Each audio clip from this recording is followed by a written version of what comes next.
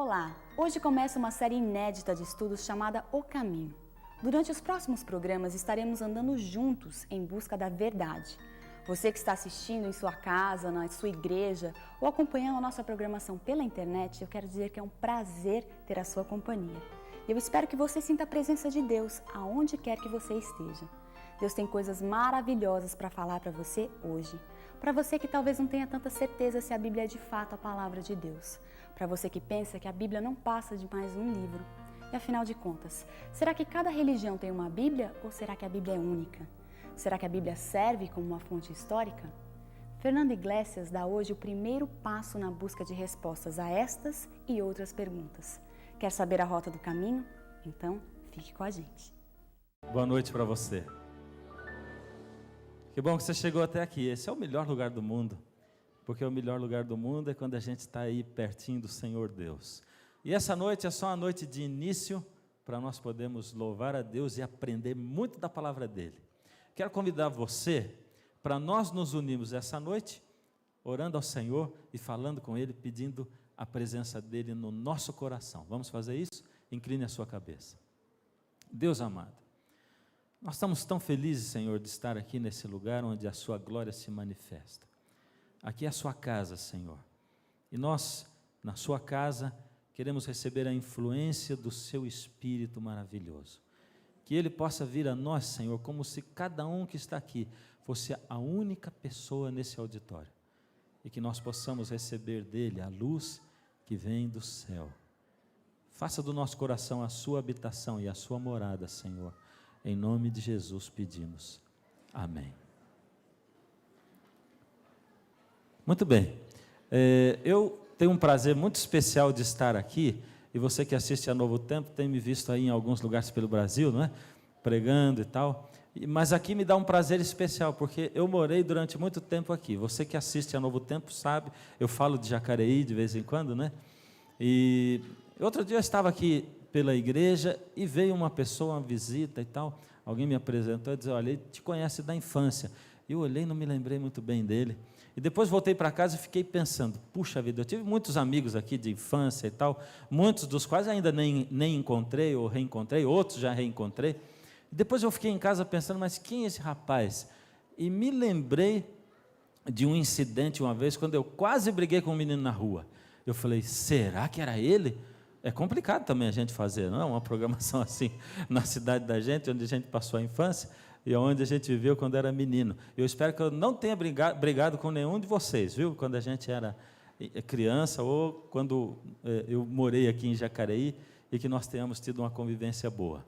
Quem sabe você também mora aqui há pouco tempo, nós temos gente visitando de outro lugar também. Hoje nós temos um tema especial. Aliás, durante todas essas noites, nós vamos estar destrinchando a Bíblia e falando sobre assuntos maravilhosos da palavra de Deus. O nosso primeiro assunto, todos eles estão ligados com o tema, não é? O caminho. O nosso primeiro é a rota do caminho. Você sabe que a Bíblia tem sido atacada nos últimos tempos, não é? Ou seja, na minha opinião, as editoras descobriram que vende mais revista quando eles colocam algumas capas ou alguns temas que falam mal do cristianismo, ou que tentam colocar, quem sabe, aí em confrontação a Bíblia com a ciência. E eles vão dando essa impressão de que ciência e religião não tem nada a ver e que uma coisa não convive com a outra, não é? Essa daí saiu onde um jornalista fez uma experiência dizendo que era impossível, é impossível uma pessoa seguir aquilo que diz a Bíblia. Eu estava conversando um dia desses agora, poucos dias atrás, com um tio meu, e esse meu tio é muito especial, porque eu morei na casa dele quando eu estudei no seminário de teologia. E eu me lembro de muitas coisas gostosas. Primeiro, quando ele sentou junto comigo, e como um pai, ele falou, você sabe o que você vai fazer agora?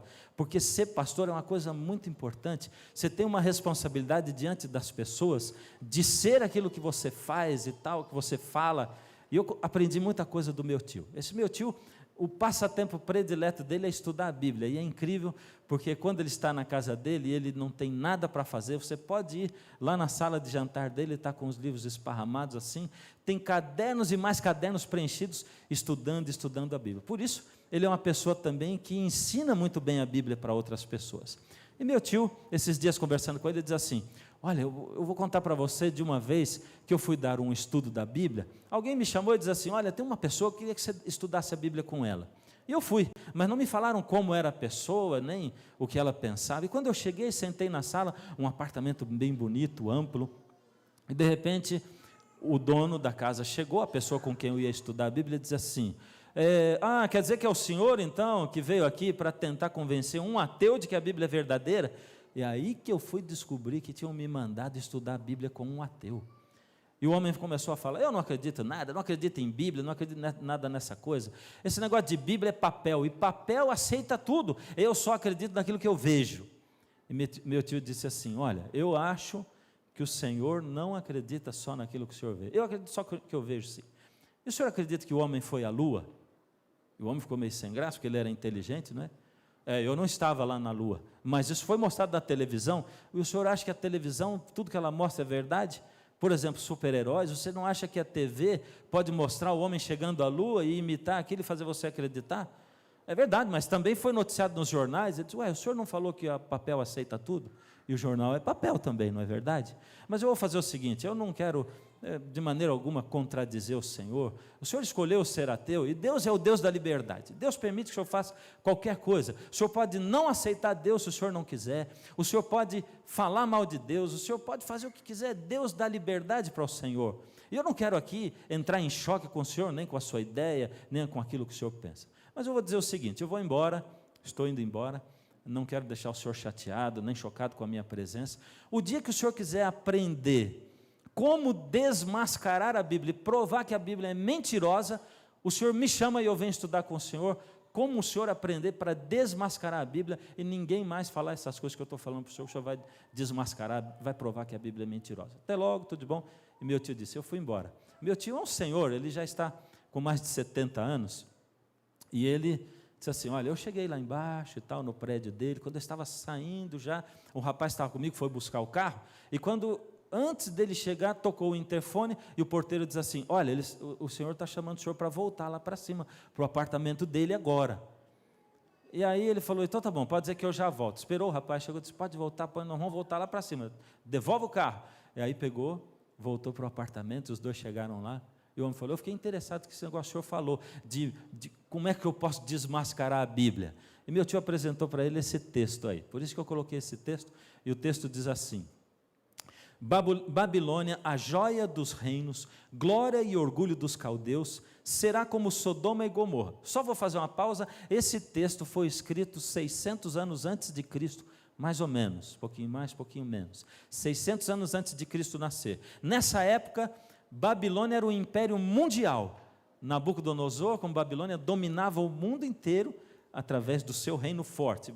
Babilônia era uma cidade mais poderosa do que Nova York, para a época. Babilônia, a joia dos reinos, glória e orgulho dos caldeus, será como Sodoma e Gomorra, quando Deus as transtornou. Nunca jamais será habitada, ninguém morará nela, e de geração em geração.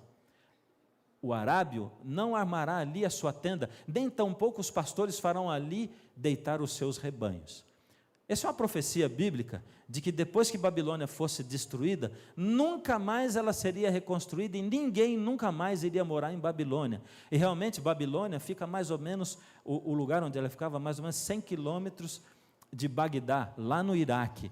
E ela está toda em ruínas, ninguém nunca mais morou em Babilônia. Então meu tio disse assim, se o senhor quer provar que a Bíblia realmente está errada, o senhor reúne um grupo de outros, como o senhor que são ateus também, vocês vão lá e reconstruam Babilônia.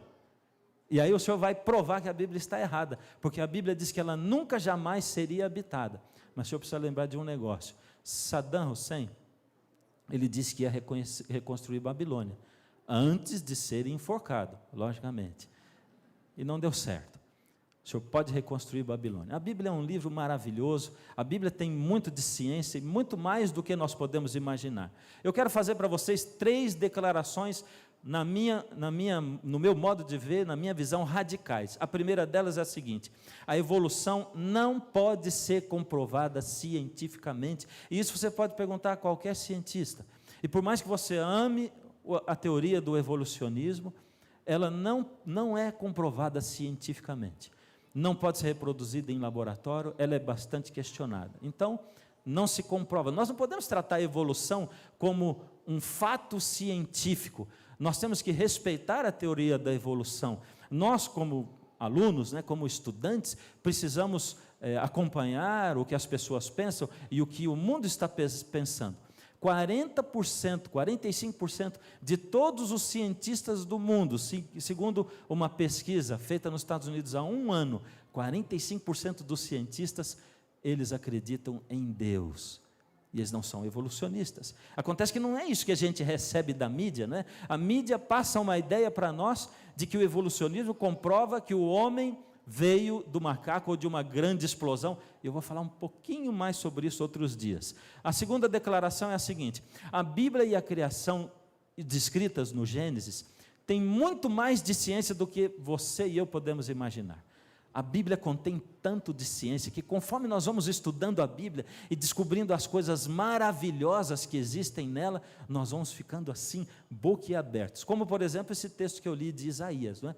Você pensou alguma vez que a Bíblia declarasse que nunca mais Babilônia seria reconstruída e que ninguém nunca mais iria morar lá? E a minha terceira declaração radical: a arqueologia tem ajudado muito a Bíblia a ganhar novas evidências científicas, e eu vou dizer duas delas. Primeiro, ajuda a comprovar que a Bíblia é verdadeira, e a arqueologia também ajuda a comprovar que a Bíblia de hoje é a mesma de quando foi escrita, na época dos profetas.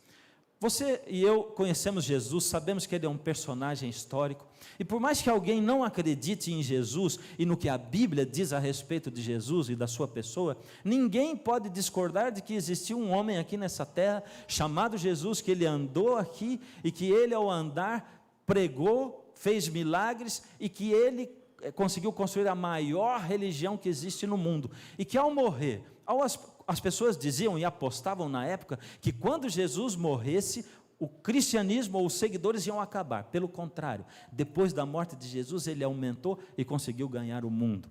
Então, o que Jesus falava da Bíblia, como ele considerava a Bíblia? Ele dizia: santifica-os na verdade. A tua palavra, que é a Bíblia, é a... Então, o que é a verdade? O que é a verdade? A Bíblia.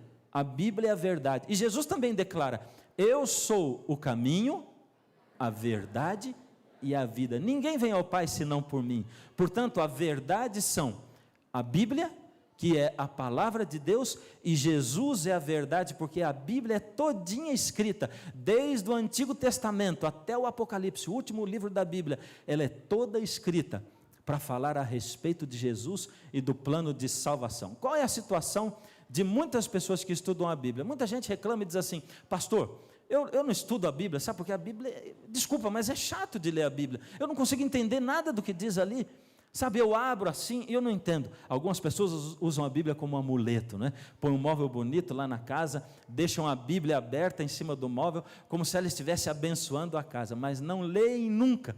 E eu vou dizer uma coisa para você: a Bíblia nunca vai abençoar a sua casa se você não abrir e não ler, porque ela é a palavra de Deus, como diz naquele texto anterior, a tua palavra é a... E Deus se comunica com você e comigo através da Bíblia.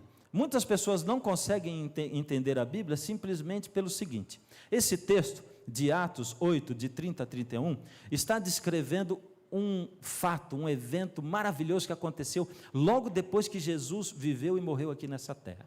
Filipe, que era seguidor de Jesus, foi avisado por um anjo de que ele deveria ir para a estrada que ficava entre Jerusalém e a cidade de Gaza. E ele foi. Ele não sabia para que era, mas Deus sussurrou no ouvido dele e disse: Filipe, vai para lá, porque eu tenho uma missão especial para você. E ele foi. Algumas vezes Deus sussurra assim com a gente, não sussurra? Fala a verdade. Você já não ouviu Deus dizer assim: olha, faz tal coisa? Não é bem uma voz, você não fica ouvindo aquilo, alguém sussurrando, não acorda durante a noite e diz assim: peraí, eu não ouvi bem, esposa, foi você que falou? Não é assim, mas é uma intuição, uma coisa dizendo para você: vai, faz. Quem sabe até você tenha chegado aqui, alguns de vocês, chegado aqui a esse lugar, por um tipo de coisa assim. E aí uma intuição muito grande diz para você: vai nesse lugar, faz isso. Você só viu uma propaganda na rua, recebeu um folheto. Nós mandamos aqui também alguns balões, não é? com convites dentro. Eu não sei se tem alguém aqui que de repente viu um balão estourando, um papelzinho caindo, eu não sei, se o balão murchou e caiu, você achou o papelzinho dentro, mas tinha convites ali e um oferecimento de um prêmio para você. Nós fizemos de tudo para que você pudesse atender o nosso convite aqui, não é? Mas muitas pessoas não entendem a Bíblia por quê? O Espírito de Deus sussurrou para Filipe, ele foi. E quando chegou lá na estrada, no caminho de Gaza, Filipe viu uma carruagem se aproximando, e aí o anjo do Senhor disse, o Espírito falou, Filipe, segue aquela carruagem. Bom, segue aquela carruagem. Hoje quando você entra num táxi e diz, siga aquele carro, é fácil, né? Mas naquela época, o Filipe estava a pé, coitado, e Deus disse, segue aquela carruagem. Ele saiu correndo atrás da carruagem. Ele devia estar devagar, porque enquanto ele corria, ele dizia para o homem que estava dentro, ouviu o homem lendo o livro de Isaías, e aí ele disse assim, o senhor está entendendo o que o senhor está estudando? Ele respondeu, pois como poderei entender se alguém não me ensinar? Ou seja, se você não consegue entender o que você lê na Bíblia, qual é o jeito de você entender? É alguém ajudando, explicando para você. Logicamente, as pessoas estudam e não entendem porque não tem quem explique, não é? Qual é a maneira correta de você estudar a Bíblia para poder entender? Bom, a Bíblia ela é um livro especial. E se ela é a palavra de Deus, e se Jesus diz que ela é a verdade, será que a verdade é importante para você? E para mim? Para a sua vida aqui nessa terra? É ou não é? Ela é muito importante. Você não entra num relacionamento com uma pessoa se ela não falar a verdade com você, não é? Como é que você vai ter um relacionamento com alguém, vai se casar com alguém que é mentiroso e que nunca fala a verdade para você? Você nunca vai confiar nessa pessoa. E como é que você e eu podemos confiar em Deus se Ele não diz a verdade? Mas Ele diz, a minha palavra é a verdade. E se você quer me conhecer, conheça a minha palavra. Por isso ela é importante. Qual é a maneira certa? E esse texto diz assim, pois é preceito sobre preceito, preceito sobre preceito, regra sobre regra, regra e mais regra, um pouco aqui e um pouco ali. A maneira certa de você estudar a Bíblia, como é que é? Eu quero que vocês me ajudem agora a preencher isso aqui, verdadeiro ou falso? Eu vou ler e você diz assim, verdadeiro, ou diz falso, tá bom? Vamos lá. Primeiro, comparar os textos que tratam do mesmo assunto, verdadeiro ou falso? Acertaram. Buscar outras passagens que explicam o assunto. Verdadeiro é verdadeiro. Estudar sem pedir a orientação do Espírito Santo de Deus. Falso. Um pouco aqui, um pouco ali sobre o mesmo assunto. Exatamente, é isso. É fácil, não é? Você vê, nós lemos um texto da Bíblia, uma pequena explicação, e você já vai acertando tudo. Quem foi que dirigiu os profetas para escrever a Bíblia? Quem foi? Como é que acontecia a Bíblia? Será que Deus dizia, Moisés, escreve aí agora. No princípio criou Deus, e Moisés ia escrevendo, os céus e a terra, e será que era assim? Senhor, peraí, está indo muito rápido, eu vou anotar aqui. Não, não era assim. Deus colocava os profetas e dava para eles um sonho ou uma visão, e eles assistiam aquilo, e inspirados por Deus, o profeta escrevia nas suas próprias palavras aquilo que ele tinha assistido. Por isso que quando você vai para o Novo Testamento, e você encontra ali os evangelhos, Mateus, Marcos, Lucas e João, todos eles contam a história de Jesus, mas cada um do seu jeito de contar a história. Se você pegar aqui, por exemplo, 4 pessoas e mandar com que elas escrevam uma cena que elas presenciam, você vai ver que cada uma conta do seu jeito, de acordo com a sua visão e com a sua experiência. Esses homens, inspirados por Deus, escreviam assim a palavra de Deus, a Bíblia, segundo aquilo que Deus indicava. Diz assim, porque a profecia nunca foi produzida por vontade humana, mas os homens da parte de Deus falaram movidos pelo Espírito Santo. Ou seja, Deus é quem dava a visão, Deus é quem indicava, e essas pessoas escreviam aquilo que Deus queria. Será que é difícil de acreditar nisso, não é? Na verdade, nós podemos repetir isso aqui juntos, não é? Como é que a Bíblia foi dada? Homens santos, fala comigo, vamos lá. Homens santos falaram movidos pelo Espírito Santo.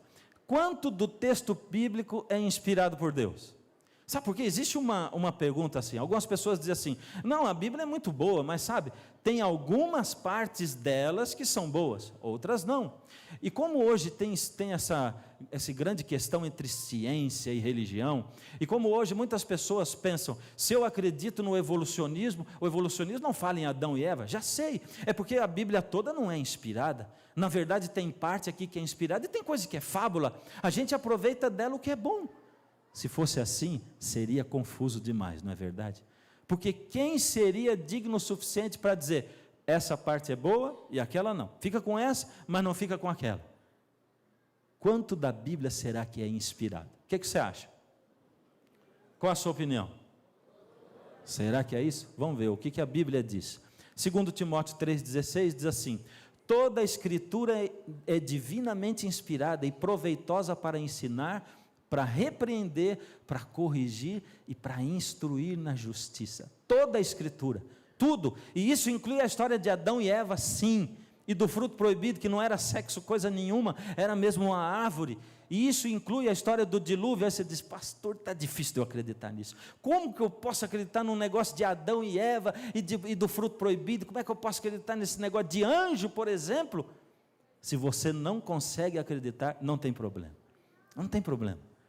Você só consegue acreditar em alguma coisa depois que você se aproxima daquilo. Eu vou dar um exemplo para você. Vamos supor que você está aqui em Jacareí, lá no centro, parado no ponto do ônibus, esperando o ônibus chegar. E de repente, alguém chega desesperado, carregando uma mala 007, trancada com um cadeado. Essa pessoa é uma mulher, ela está desesperada, o cabelo todo desarrumado, o vento está batendo, ela com aquela pastinha segurando assim, e ela olha para o lado, olha para você e diz assim, você...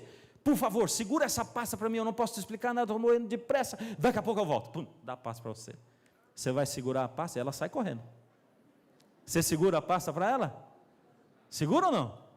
Ah, eu também acho que não. Eu não seguraria também. Agora veja, se você não segura a pasta, é porque você não conhece a pessoa. Eu sei lá se ela tem dinheiro naquela pasta, roubado, eu sei lá se tem droga, cocaína, alguma coisa, não é verdade? Agora veja, a mesma cena, você está no ponto de ônibus esperando, de repente chega alguém desesperado com a mesma pasta, igualzinho, cabelo, é a sua mãe, cansadinha, coitadinha, e ela diz assim, segura filha essa pasta aqui para mim, por favor, você vai segurar ou não vai?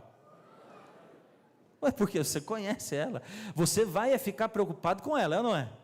Você vai dizer assim, meu Deus, o que está acontecendo com a minha mãe? Mãe, eu não posso explicar, meu filho, daqui a pouco eu volto, e sai correndo de novo.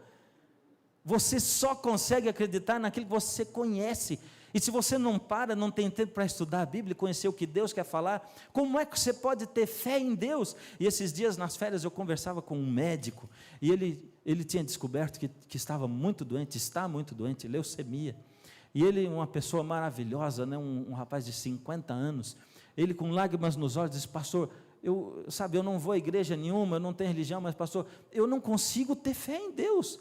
Eu digo, mas você conhece Deus, você estuda a Bíblia, conhece a palavra dele? Não, eu nunca estudei. Então você não vai ter fé nunca. Você só vai amar alguém que você conhece. Você começa a namorar alguém, tem que conviver com o namorado, tem que noivar para depois casar, tem que conhecer muito para acreditar, para confiar, para ter um relacionamento. E com Deus também é assim. E a Bíblia diz, toda a Escritura é inspirada, não dá para tirar nada, não dá para arrancar parte nenhuma, não dá para inventar mais nada, só aquilo. Agora me ajudem lá, vamos lá de novo para o nosso verdadeiro ou falso. Atenção, somente o Antigo Testamento é inspirado por Deus, verdadeiro ou falso? Falso, acertaram. De novo, somente o Novo Testamento? Está muito fácil, eu vou mandar por pergunta mais difícil aí, viu? Toda a Bíblia foi inspirada por Deus, verdadeiro ou falso? Verdadeiro, muito bem. Você que está aí pode participar conosco também, não é? Aí dentro da sua igreja, dentro da sua casa, onde você estiver, dá para participar conosco.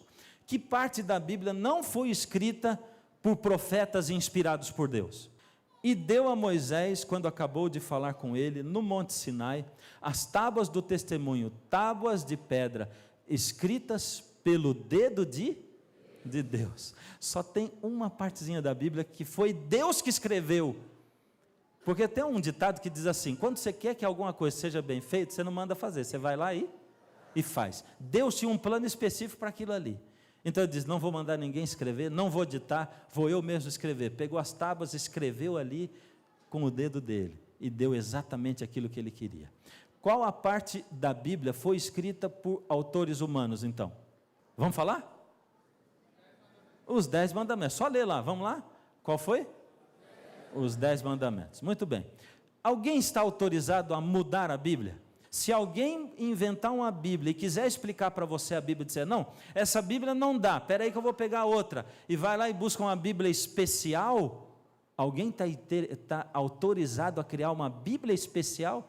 Não, porque tem coisa aí que já não tem mais, tem outras coisas que Deus falou depois e que foram acrescentadas. Não existe, a Bíblia é a mesma. Alguém está autorizado? Vamos ver, olha o que diz aí. Porque eu, o Senhor, não mudo, é o que diz Malaquias 3,6. Se Deus não muda, a palavra dele, que é a Bíblia, não muda. A outra coisa, que é Apocalipse 22, 18 e 19. Se alguém lhes fizer qualquer acréscimo, está falando da Bíblia, se alguém acrescentar alguma coisa, Deus lhe acrescentará os flagelos escritos no livro, está no Apocalipse, e fala de pragas e de flagelos. E se alguém tirar qualquer palavra do livro desta profecia, Deus tirará a sua parte da árvore da vida ou da vida eterna. Ninguém pode mudar. Deus não deu autoridade a nenhum homem, a nenhuma pessoa, a nenhuma igreja, nenhuma instituição para mudar nada da Bíblia. Ninguém pode dizer, eu tenho autoridade, nós temos autoridade para mudar a Bíblia. Deus não deu autoridade para ninguém, ela não pode ser mudada. A outra pergunta, como são chamados os praticantes do que a Bíblia ensina? Você sabe o que diz aí? Aí diz assim, ora, se sabeis essas coisas, bem-aventurados sois se praticardes. O que é bem-aventurado, você sabe? Feliz. Se você conhece a Bíblia, e se você toma tempo para estudar a Bíblia, você é feliz. Sabe, eu tenho aprendido uma coisa com Deus.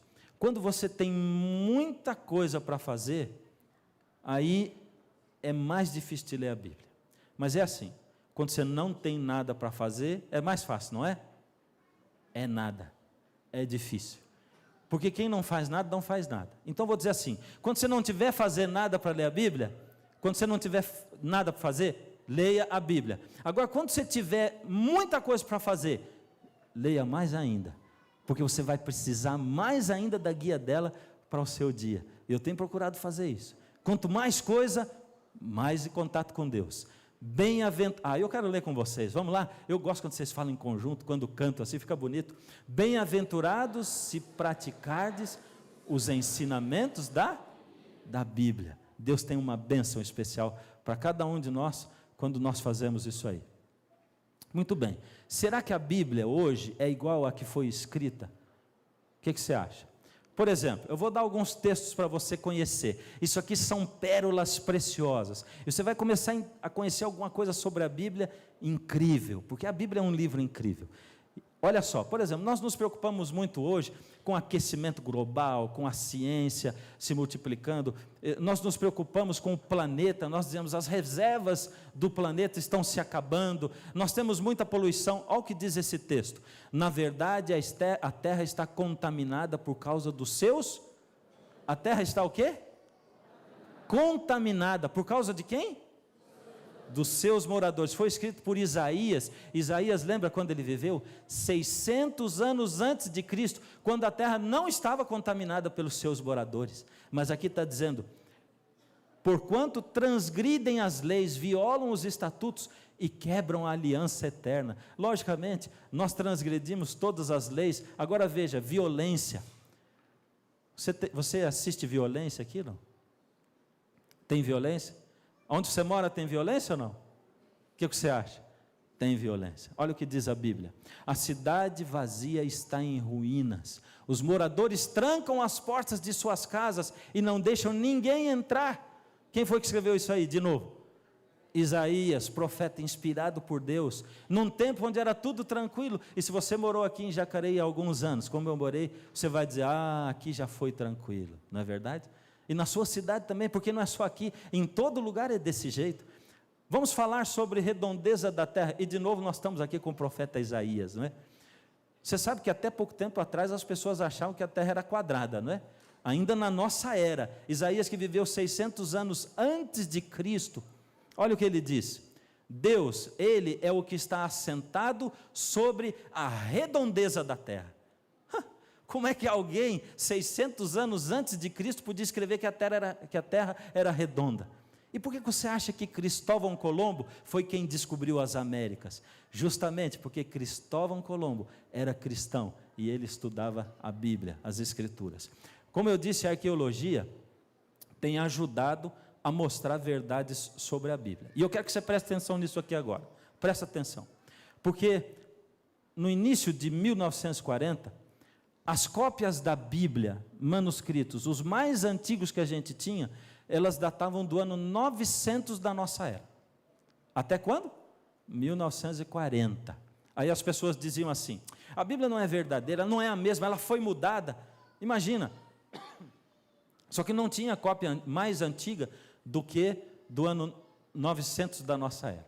Mas em 1947, um pastor estava guardando as suas ovelhas ali na região de Cunham, e ele jogou uma pedrinha para achar uma ovelha debaixo, quando ela entrou numa caverna, e ele ouviu o barulho de cerâmica, a pedra batendo na cerâmica, e ali foram encontrados muitos vasos de argila com tabletes dentro, escritos, manuscritos, e aí foram tirados esses pergaminhos de lá de dentro daqueles vasos. Eles são conhecidos como os pergaminhos, os manuscritos do Mar Morto, porque aquela é a região do Mar Morto. E lá dentro eles encontraram uma cópia antiga do livro de Isaías, que era datada do ano 200 antes de Cristo. Portanto, da outra, que é o 900 da nossa era, para essa, que era 200 antes de Cristo, dava quanto tempo? 1100 anos, tudo escrito à mão.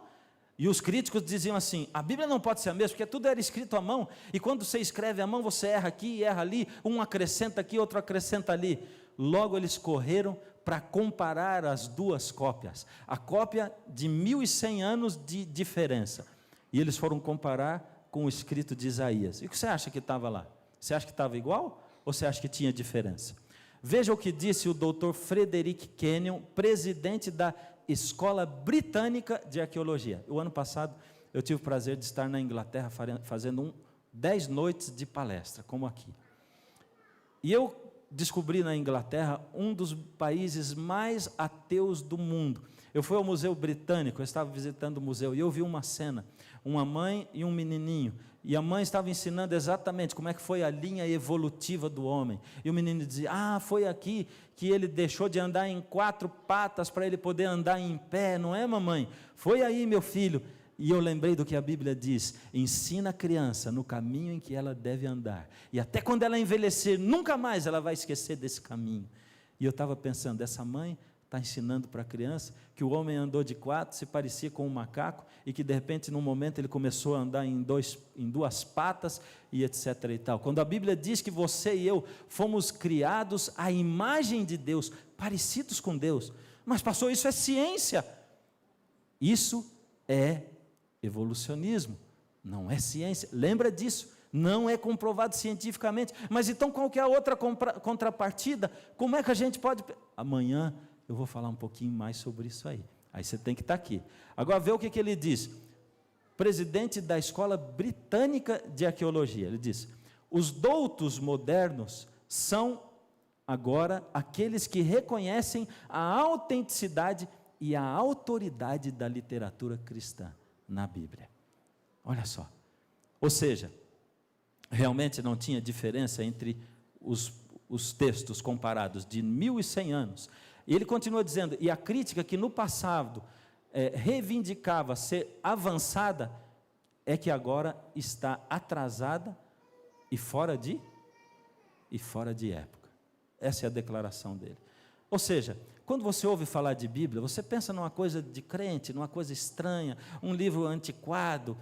Mas você não sabia de todas essas declarações maravilhosas que a Bíblia faz? E Deus tem muito mais para revelar a você quando você estuda a Bíblia e se dedica a isso. Como saber quem diz a verdade sobre a Bíblia se existem tantas religiões? A palavra de Deus diz: à lei e ao testemunho, se não falarem dessa maneira, jamais verão a alva. Ou seja, Quem vai falar da Bíblia para você tem que falar o que está de acordo com o testemunho da Bíblia, igualzinho o que está lá, e o que está com a lei, que é a palavra de Deus. Aliás, antigamente, os livros da Bíblia, os 5 primeiros eram conhecidos como a lei. Por isso que diz aí, foi escrito por Isaías também, não é? Mas a indicação é que a pessoa tem que falar exatamente o que diz a Bíblia.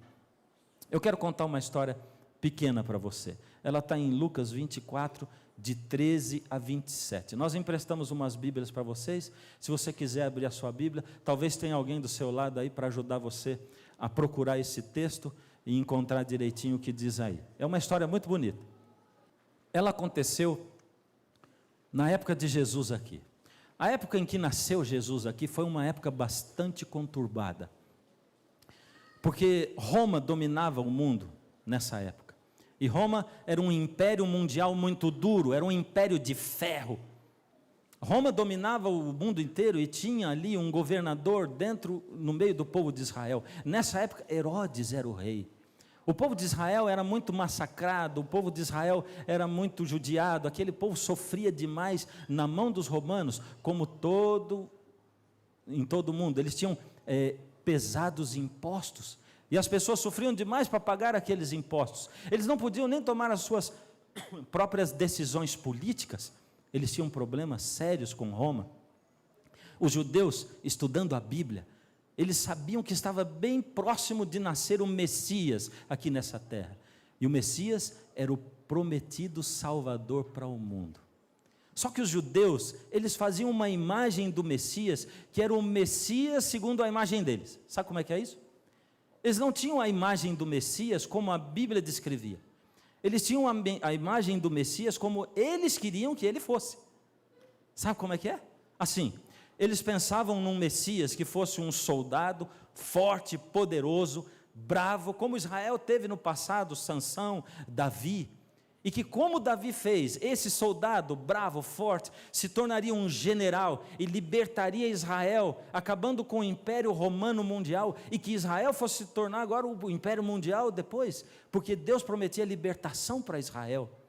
Eles adaptavam exatamente o Messias aquilo que eles queriam e as necessidades deles. E nós fazemos a mesma coisa com Deus, não é verdade? Nós imaginamos um Deus igual nós queremos. Como que é o meu Deus? Meu Deus, ele é parecido com o gênio da lâmpada de Aladim. E ele é assim, quando eu faço um pedido para ele, ele diz assim, um só é pouco, manda 3 logo. Vamos lá, vou responder 3 pedidos para você. Nós fazemos um Deus assim.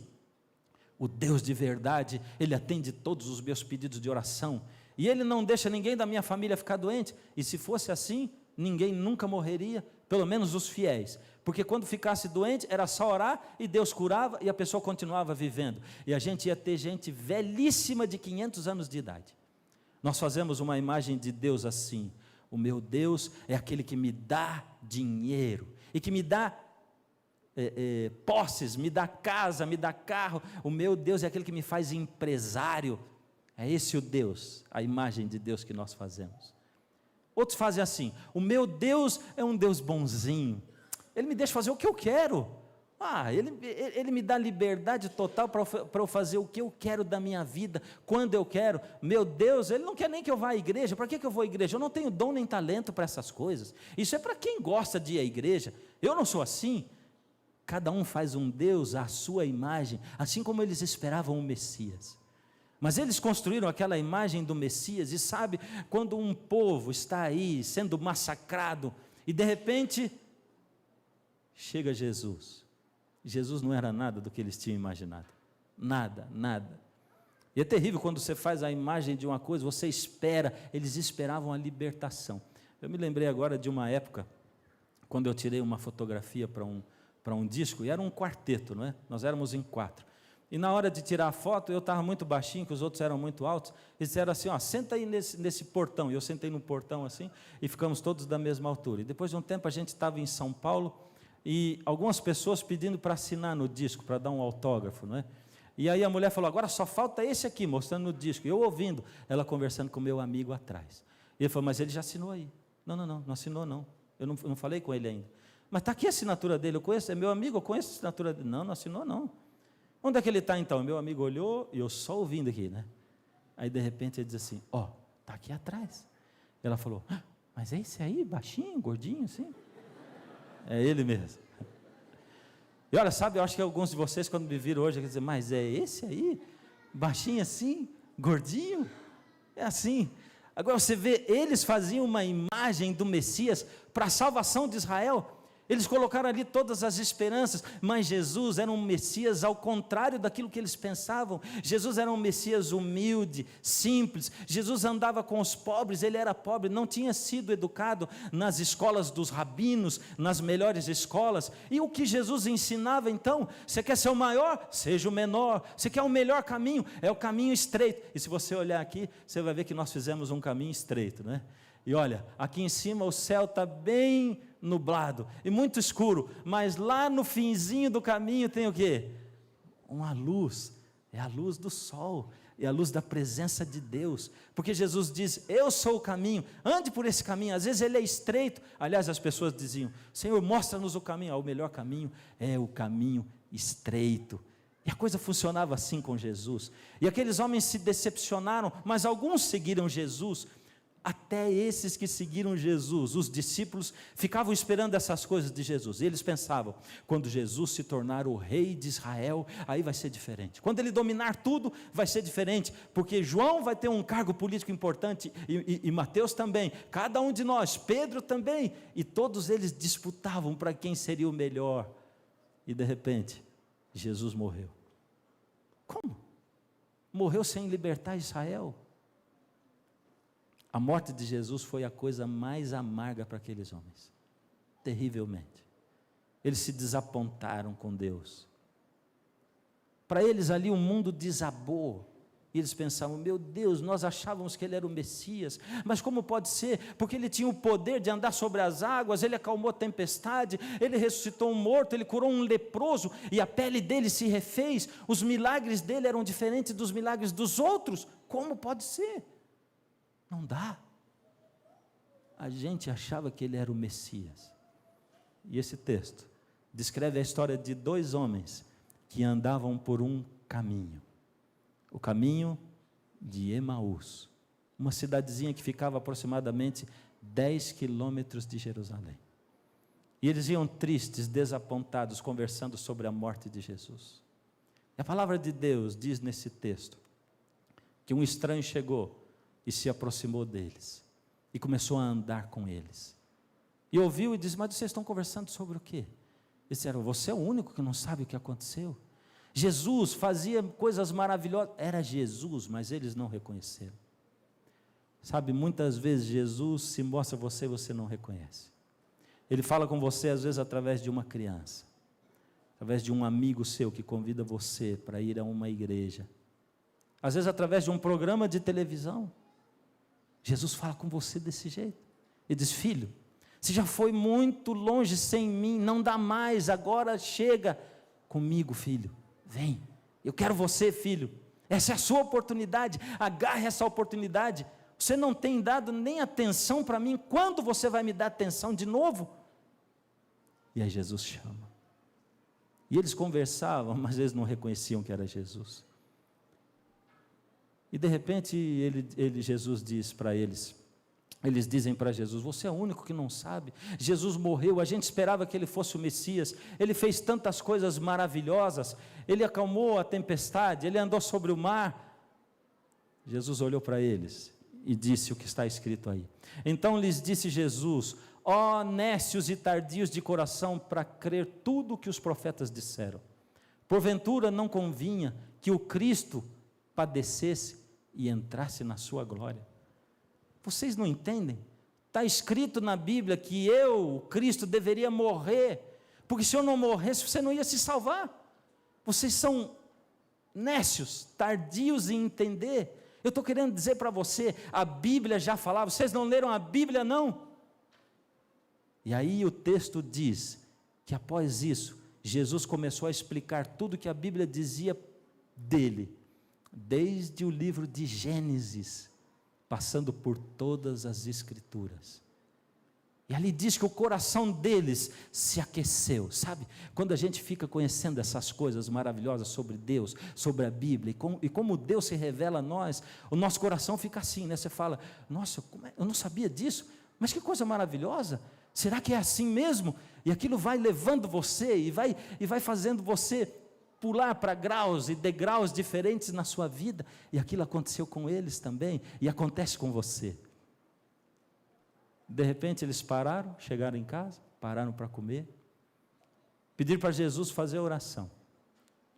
E quando Jesus levantou a mão para orar, e os dois olharam, de repente Jesus sumiu. Sabe, o coração deles se aqueceu antes de Jesus sumir. Não fique esperando um milagre na sua vida para crer em Jesus. Jesus dá para nós a sua palavra. E se você conhecer a Bíblia, você vai ser mais feliz aqui nessa terra, sim, porque quem conhece a verdade sabe como e o que fazer aqui nessa terra, é desse jeito. Jesus diz que a verdade liberta, conhecereis a verdade e a verdade vos libertará. Jesus está fazendo esse convite para você. Você tem dentro do seu envelope um cartão especial, que é um cartão de decisão. Esse cartão é para você. Pegue o seu cartão agora, olha aí. Tem um cartão de decisão aí dentro. Enquanto você pega o seu cartão, eu quero contar para você um negócio. Há muito tempo atrás, nas Ilhas Salomão, havia muitos índios canibais. Mas muitos missionários saíram da Europa, dos Estados Unidos, para poderem ir lá para as Ilhas Salomão. Muitos deles foram devorados por canibais, muitos foram simplesmente assassinados, suas cabeças colocadas em topos de troncos, pedaços de pau. Acontece que muitas aldeias e tribos inteiras se converteram ao cristianismo e conheceram a mensagem da salvação. Aí, aproximadamente uns 60, 80 anos atrás, um biólogo inglês estava passando ali nas Ilhas Salomão, na frente da oca, da tenda de um índio chamado Catarragoso. Ele era o chefe das tribos e o Catarragoso estava lendo a Bíblia. Esse homem passou e falou assim: você está perdendo tempo em ler a Bíblia? Você sabe, a sua aldeia agora está se desenvolvendo e você fica perdendo tempo com esse negócio de Bíblia e de Escrituras. Aí esse é o Catarragoso. Eu não estou falando de um personagem inventado, não. É esse homem. Você não devia ler a Bíblia? O biólogo diz: eu não acredito em nada do que diz a Bíblia. Ela não é verdadeira, é um livro de fábulas. E o Catarragoso disse para ele: pois eu acho que você devia acreditar. E devia dar ainda graças a Deus, porque eu acredito. Porque se eu não acreditasse, hoje, quem sabe eu ia cozinhar você para ser o meu jantar. Porque a minha tribo todinha era de canibais. E por causa da Bíblia, eu hoje sou uma outra pessoa. A Bíblia tem muitas coisas, informações, tem ciência, tem história, mas a coisa mais fantástica que ela faz é transformar vidas e dar sentido a essas vidas. E Deus quer fazer isso com você, através da palavra dele. Aí você pega o seu cartão de minha decisão, você tem uma canetinha aí dentro. Aí você preenche a sua decisão, é você e Deus. Essa noite o Senhor quer tomar você na sua mão, por isso você segura agora o seu compromisso com a palavra de Deus. Coloca na sua mão assim, ergue ele, enquanto eu oro. Coloca o seu compromisso na mão do Senhor. Feche os olhos e segure ele assim. Querido Deus, aqui está o nosso compromisso com o Senhor, de aceitar a sua palavra, de tomar mais tempo em estudá-la. Toca, Senhor, o nosso coração e a nossa vida. Não podemos continuar assim. Que o Senhor fale a nós, e as coisas que nós vamos aprender aqui, Senhor, que elas possam satisfazer a nossa alma. Em nome de Jesus, amém. Você quer conhecer mais sobre o que aprendemos hoje? Então escreva para a gente. O nosso endereço é Caixa Postal 7, CEP 12300-970, Jacareí, São Paulo. Se preferir, você pode enviar um e-mail. O endereço é escolabiblica@novotempo.org.br e nós vamos enviar totalmente de graça o curso Ouvindo a Voz de Deus para que você possa acompanhar essa série de estudos. Jesus disse: eu sou o caminho, a verdade e a vida. Ninguém vem ao Pai senão por mim. O nosso programa fica por aqui. Até o próximo programa.